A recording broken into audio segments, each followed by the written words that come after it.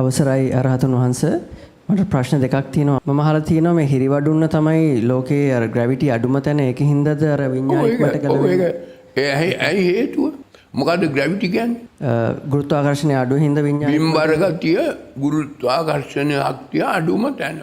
ඇයි මේ ගුරුත්වාකර්ෂණ ශක්තිය දැන් මේක ඔය NASA ආයතනයේ විද්‍යාඥයෝ දැනගෙන හිටියේ නෑ. මම මෙහෙම පොතක් ලිව්වා 2009 දී. මේ ලෝකේ තියෙන බිම්බර ගතිය ග්‍රැවිටි පවර් ගුරුත්වාකර්ෂණය අඩුම තැන මේ සියලු බුදුවරුන්ගේ නාමකාය. සියලු බුදුවරුන්ගේ නාමකාය එතන කේන්ද්‍රගත වෙලා තියෙනවා. මේ රූපකායක් නෑ නාමකාය. එතකොට අතීතයේ බුද්ධත්වයට පත් වූ කෝටි ප්‍රකෝටි අරහත් මේ ලෞතුරා බුදුවරු පසේ බුදුවරු අරහත් බුදුවරුන්ගේ නාමකාය. ওই නාමකාය කෝටියක් විතර උතන් තියෙනවා. ඒ නාමකායේ එක අල්පෙනිත තුඩකවත් ඉඩක් ඕනේ නැහැ. අවසරයක් තියෙනවා ඒ නාමකාය. ඒ නාමකාය එතන තියෙන නිසා මෙතන බිම්බර ගතිය අඩුයි. ඒක මම කිව්වහම මේ මම පොතක් ලිව්වා 2009 දී. ඒ ගමන NASA ආයතනයේ අය මේක කියවලා සිංහල අය ඉන්නවා එතන. මේක ඇත්තද කියලා බලන්න ඒගොල්ලෝ චන්ද්‍රිකාවක් ඇරියා ග්‍රැවිටි පවර් මෙෂර් කරන්න. අවුරුදු 3කට පස්සේ 2012 දී ඒගොල්ලෝ මේ ප්‍රතිඵල නිකුත් කළා. නිකුත් කළා ඒගොල්ලෝ කිව්වා මේ ලෝකේ හැම තැනම එක හා සමාන බිම්බර ගතියක් නැහැ. ඒකෙන් ලෝකේ කවුරුවක් කිව්වේ නැහැ මේ මෙතන අඩුයි මෙතන වැඩි මෙතන වෙනසක් කියලා.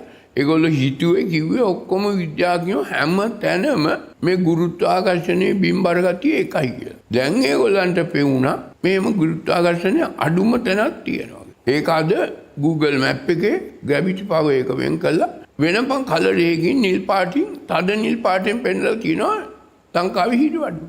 ඉන්දියාවේ එකම තැනක්වත් ලෝකෙ වෙන කිසිම තැනක් ඒ වගේ නිල් පාටින් ලක්ු කරලා. ඒ වගේම ග්‍රැවිටි පවර් වැඩිම තැන හරියටම හිඩිවඩුන්න ගාවින් මෙහෙම පෘථිවියේ හිලක් විදගෙන ගියොත් බර්මියුඩා ත්‍රිකෝණය අහුවෙන්නේ. හරියටම එතෙන්ට විරුද්ධ තැන එතන. එතන ග්‍රැවිටි පවර් ලෝකේ උපරිම ඒක ඊට පස්සේ ඒගොල්ලෝ මේ චන්ද්‍රිකාවක් යවලා අවුරුදු 3ක් මාන්සි වෙලා මෙෂර් කළා. ඒගොල්ලෝ පිළිතුරක් ඉන්ටර්නෙට් එකට දාලා තියෙනවා. එතකොට ආරහතුන් වහන්සේ විපරිණාම ධම්මයන් අනුව එතනත් වෙනස් වෙන්න පුළුවන්ද? නෑ ඒක ධර්මතාවයක්. ඒක ධර්මතාවයක් වුණාට අර සියලු බුදුවරුන්ගේ ඒකත් වෙනස් වෙනවා. ඒක වෙනස් වෙනවා ලෝක විනාශයක්.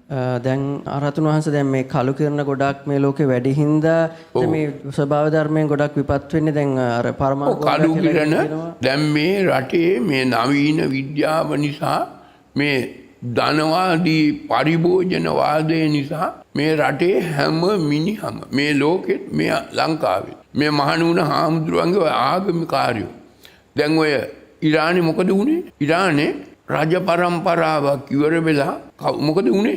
අයතුල්ලා ඛොමේනි කියන ආගමික නායකයෙක් ආගමක් ගත්තා. අන්තවාදී ආගම. මිනිස්සු සාමාන්‍ය ජනතාව හිතා ගන්න බැරි තරම් දුක් විඳිනවා. ඒ වගේම මේ ආගමික කාර්යෝයි ආගමේ නායකයෝයි හමුදාවයි රටේ උපරිම සැප විඳිනවා.